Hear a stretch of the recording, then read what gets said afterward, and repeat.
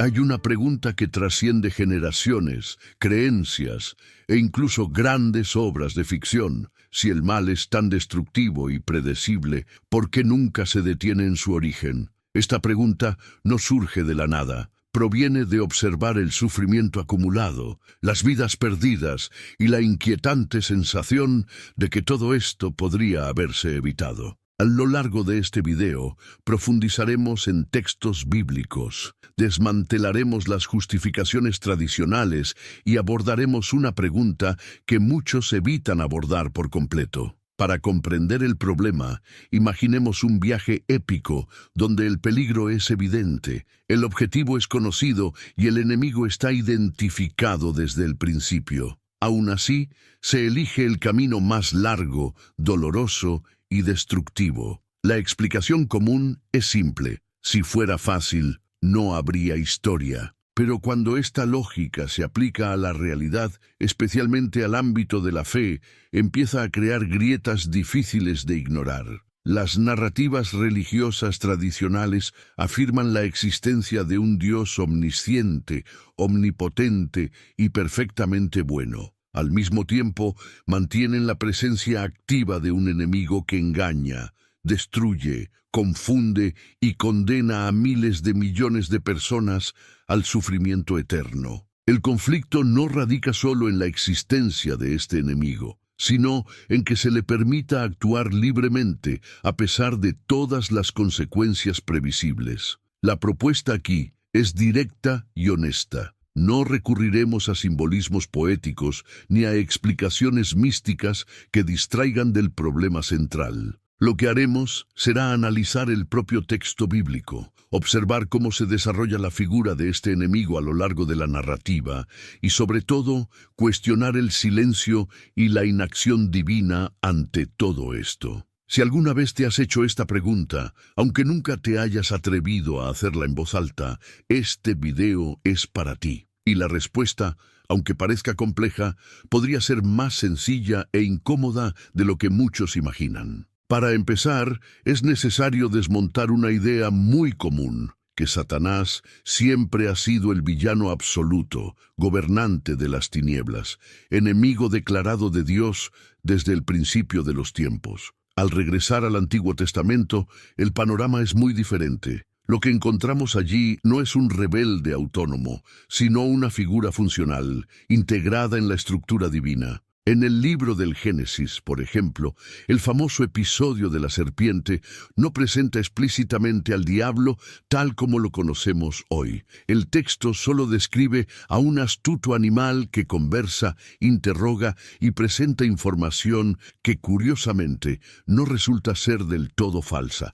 La asociación directa entre esta serpiente y Satanás solo aparece mucho más tarde, construida retroactivamente a partir de otros textos. Es en Job donde la figura del acusador adquiere contornos más claros. Allí se mueve libremente entre el cielo y la tierra, conversa con Dios, negocia límites y solo actúa con autorización divina. No es un enemigo fugitivo, sino un agente que opera dentro de las reglas establecidas. Incluso los actos más brutales, como la muerte de los hijos de Job, ocurren con consentimiento explícito. Otros textos refuerzan esta función institucional. En Crónicas, el acusador incita a David a cometer un error que resulta en la muerte de miles de personas. En otro libro, el mismo episodio se atribuye directamente a Dios, lo que crea una contradicción incómoda. El intento de resolver esto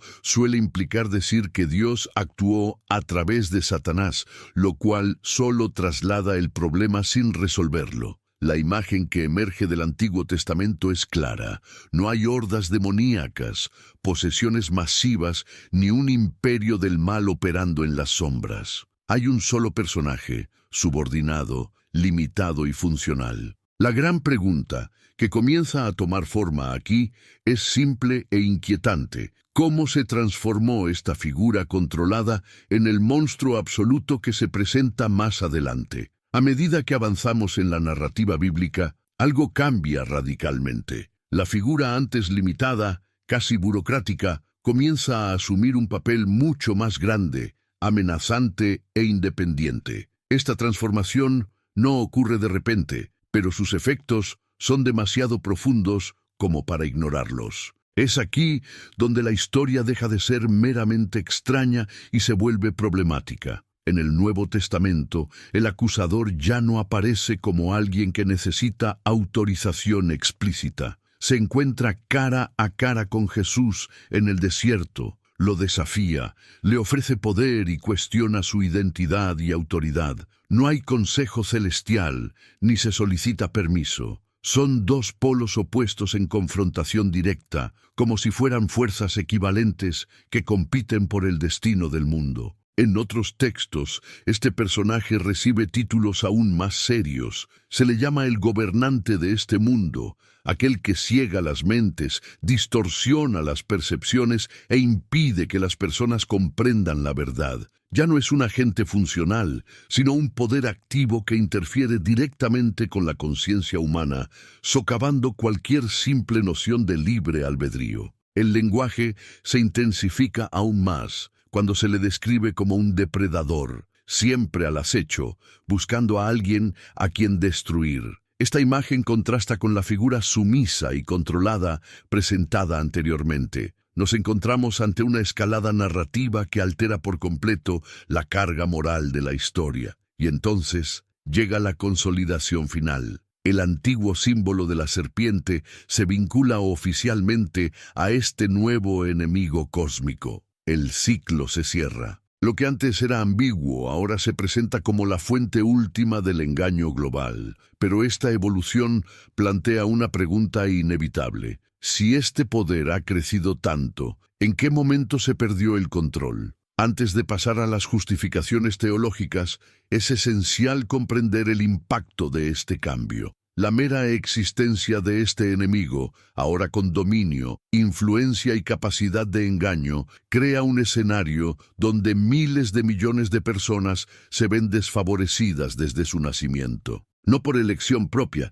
sino porque están inmersas en un sistema ya contaminado. Según la propia narrativa bíblica, hay personas que viven, mueren y nunca tienen la claridad suficiente para elegir correctamente. Están confundidas, extraviadas y engañadas. Y todo esto ocurre no a pesar de la voluntad de Dios, sino en un mundo que Dios tiene pleno poder para reorganizar en cualquier momento. Este punto es crucial. Si este enemigo no existiera o fuera eliminado pronto, el destino de innumerables personas sería completamente diferente. No habría ceguera espiritual, confusión doctrinal, ni falsas promesas que compitieran con la verdad. La consecuencia lógica es incómoda, pero difícil de evitar. La tensión aumenta cuando confrontamos esto con la reiterada afirmación de que Dios desea que nadie se pierda. Si esta voluntad es sincera y si existe el poder para cumplirla,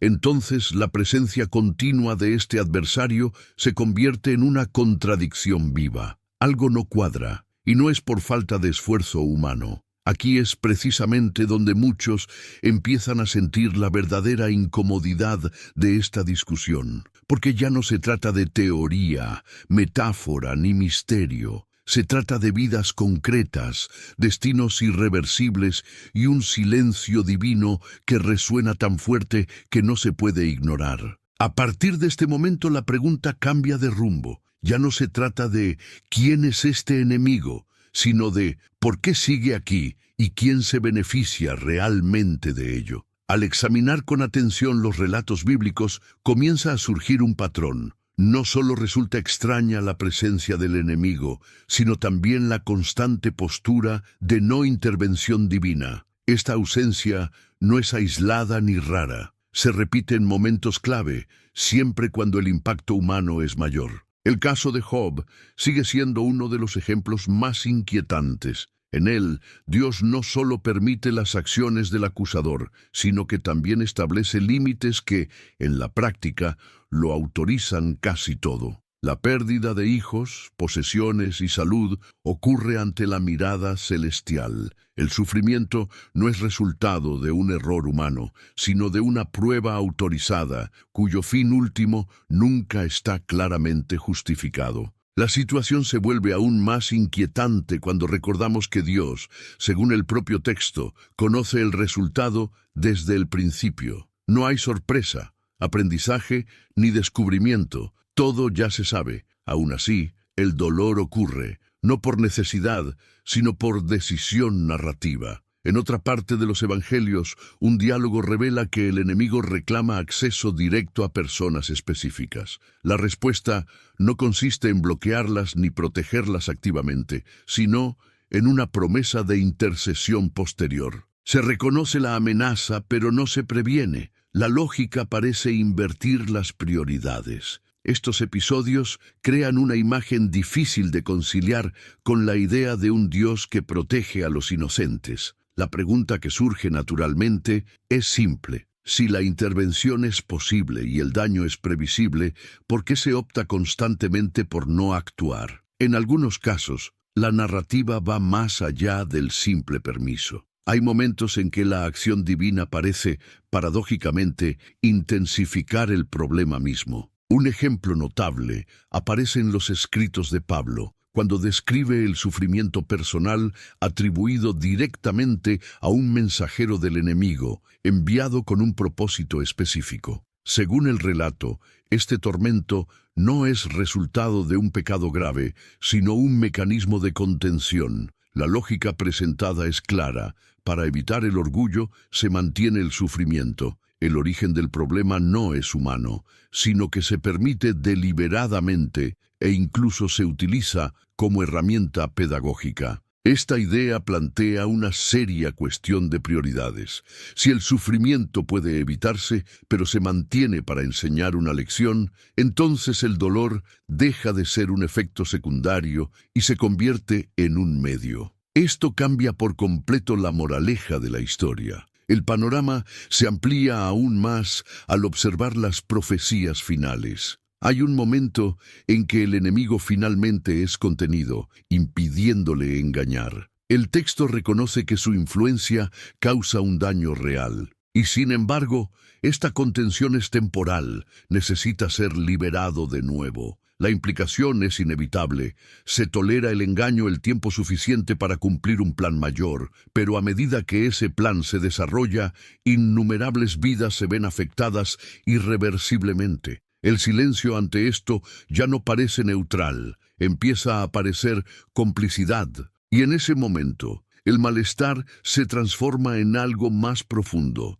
Si el daño es conocido, previsto y evitable, la inacción deja de ser un misterio y comienza a exigir una explicación. Ante este escenario surgen las defensas tradicionales. La más popular es la idea de la libertad humana. Según este argumento, la presencia del enemigo sería necesaria para que las decisiones fueran reales. Sin tentación no habría mérito, sin riesgo no habría amor verdadero. El problema es que esta explicación empieza a fallar en cuanto examinamos el desequilibrio involucrado. El enemigo descrito en el Nuevo Testamento no es simplemente una invitación a tomar la decisión equivocada. Se le describe como alguien capaz de cegar, confundir, mentir con autoridad y manipular las percepciones. Este no es un ámbito neutral de toma de decisiones. Es una interferencia directa en el proceso de toma de decisiones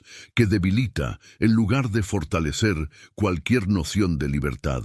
La disparidad de poder tampoco puede ignorarse. Por un lado, seres humanos limitados, moldeados por la cultura, el trauma, el miedo y la ignorancia. Por el otro, una entidad ancestral descrita como estratega, conocedora de la mente humana y experta en el engaño. Calificar esta confrontación de libre requiere un nivel de abstracción que ignora la realidad del texto. Si la libertad exige condiciones mínimamente justas, entonces el sistema presentado falla en este requisito básico. No se trata de elegir entre caminos claros, sino de navegar entre la desinformación activa. Esto no forja el carácter, solo asegura que muchos se pierdan sin entender jamás por qué. La ironía es que la justificación utilizada para defender la libertad termina describiendo su negación. Un entorno donde se manipulan las decisiones no es una prueba justa, es un juego amañado desde el principio. Cuando la explicación de la libertad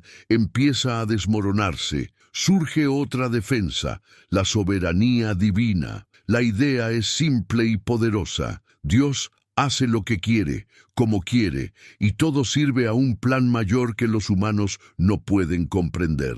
Cuestionar esto sería señal de arrogancia o falta de fe. El problema con esta respuesta es que no resuelve la cuestión moral, simplemente la cierra por la fuerza. Decir que algo es bueno porque fue decidido por una autoridad suprema no explica por qué es bueno. Solo exige aceptación sin examen, incluso cuando el resultado sea sufrimiento a gran escala. Si Dios es verdaderamente todopoderoso, existen infinitas maneras de alcanzar cualquier objetivo. Elegir un camino que implique engaño prolongado, confusión espiritual y la condenación eterna de millones no puede considerarse inevitable. Existen alternativas menos dañinas, y eso es precisamente lo que hace que la elección sea cuestionable. En este contexto, la soberanía empieza a funcionar como escudo contra la crítica legítima. Siempre que surge una inconsistencia, queda envuelta en misterio. Pero el misterio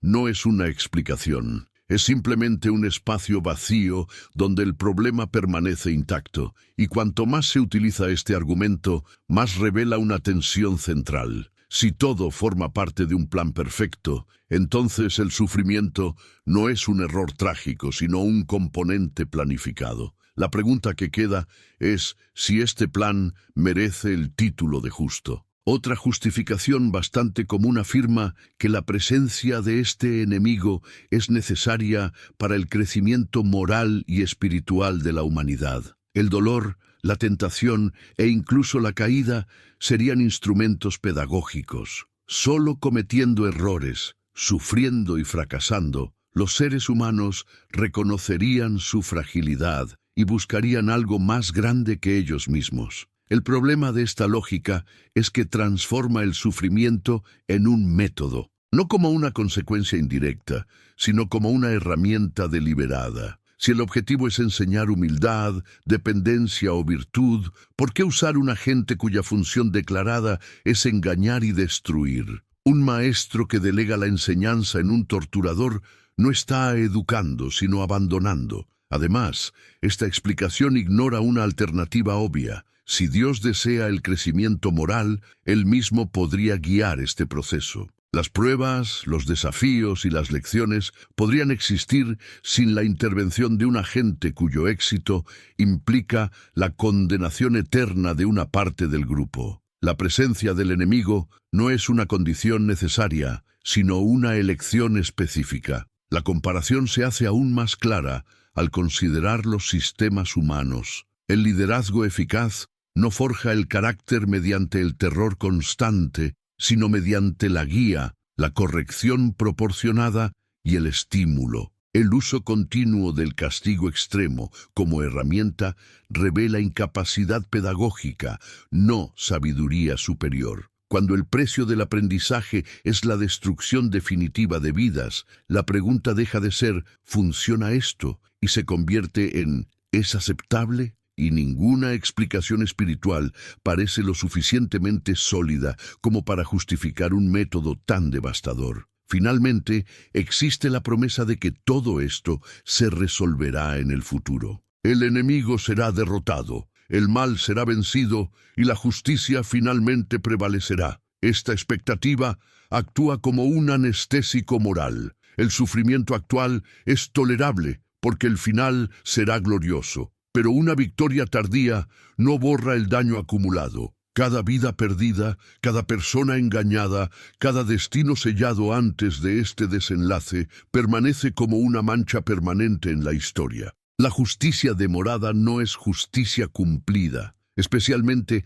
cuando la demora es una elección, no una limitación. Imaginemos un escenario en el que un peligro conocido persiste durante décadas, a pesar de que existen medidas inmediatas para contenerlo. El argumento de que algún día se detendrá no consuela a las víctimas que emergen sin que se haga nada. Al contrario, agrava la responsabilidad de quienes podrían haber actuado antes. Cuando aplicamos esta lógica al contexto divino, la incomodidad se intensifica. Un ser que todo lo ve, todo lo sabe y todo lo puede, no enfrenta limitaciones prácticas. Cada momento de espera es intencional. Cada consecuencia es prevista. Esto transforma la promesa de la victoria final en algo insuficiente para justificar el viaje hacia ella. Si esta reflexión te ha llamado la atención, por favor, apóyala. Dale a me gusta al video, suscríbete para seguir los análisis futuros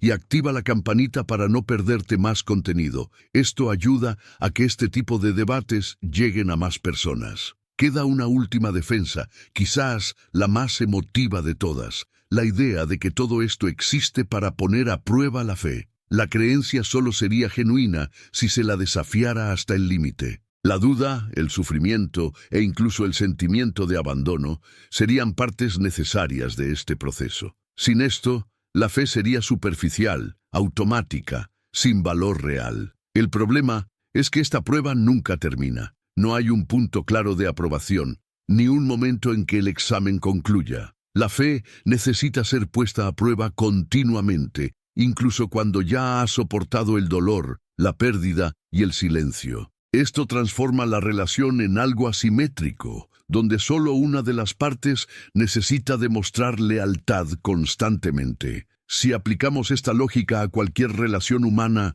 la incomodidad se hace evidente. Someter a alguien a pruebas constantes solo para ver si el amor perdura no fortalece los vínculos, los desgasta, los enferma y los destruye. Más aún cuando estas pruebas implican pérdidas irreparables y sufrimiento extremo. El caso de Job ilustra esto brutalmente. Un hombre descrito como justo es sometido a una serie de tragedias no para corregir algo malo, sino para demostrar algo. La prueba no revela el carácter, simplemente revela cuánto puede alguien soportar antes de quebrarse. Y esto plantea una pregunta difícil de evitar. ¿Qué clase de amor necesita ser validado de esta manera? Cuando la fe exige sufrimiento continuo como prueba de su autenticidad, deja de ser una invitación y se convierte en una carga. Y cualquier sistema que dependa del dolor para sostenerse necesita ser analizado con mucho más cuidado del que suele recibir.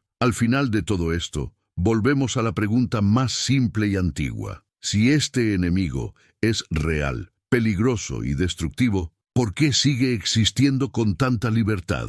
Las respuestas tradicionales intentan proteger la narrativa, pero rara vez abordan el coste humano que implica, y ese coste es demasiado alto para tratarlo como un detalle menor. Nada de esto en sí mismo prueba la inexistencia de Dios, pero debilita gravemente la imagen de un Dios perfectamente bueno, justo y amoroso, tal como se describe. Un ser puede existir y aún así ser indiferente, defectuoso o moralmente cuestionable. La existencia no es sinónimo de bondad. Al poner todas las piezas juntas, la evolución del enemigo, el permiso constante, el sufrimiento predecible y las justificaciones endebles, la armonía de la historia se desmorona. El problema no reside en un pasaje aislado, sino en la suma de todos ellos. Quizás el punto más honesto de esta reflexión sea reconocer que algunas preguntas no se plantearon con la suficiente antelación, otras quedaron ahogadas por el miedo. Pero cuando finalmente las afrontamos, cambian nuestra perspectiva sobre todo lo anterior. Si esta historia refleja verdaderamente la naturaleza de lo divino, entonces la pregunta no es solo si existe, sino si merece devoción. Y esa es una pregunta que cada persona debe responder por sí misma, sin atajos, sin respuestas prefabricadas y sin miedo a reflexionar hasta el final.